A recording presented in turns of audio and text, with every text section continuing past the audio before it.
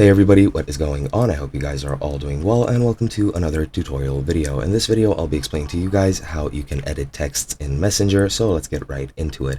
As you can see, I'm in a test account, or rather in a chat that I have created with a test account, and I will be demonstrating how you can edit this message at the bottom, which as you can see is already edited, and I'll be explaining how you can edit it from here. Now, as you can see, if I tap and hold the message that I have sent, I will get this sort of menu, which has these reactions which you can put on the message, and you have these options at the bottom.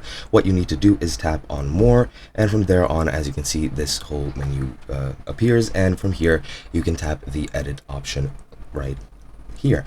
And I don't know what I tapped, but it just disappeared for some reason. Let me tap edit, and as you can see, this pops up.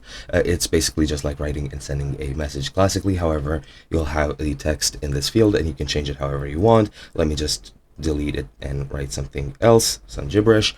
And from here, what you want to do to actually save the edit that you have made, you can delete characters as well. You can add them, you can do whatever you want to the message, and then all you have to do is just click the blue check mark right next to the message, and it'll save the changes. And as you can see, that message has been changed, and that's all you need to do.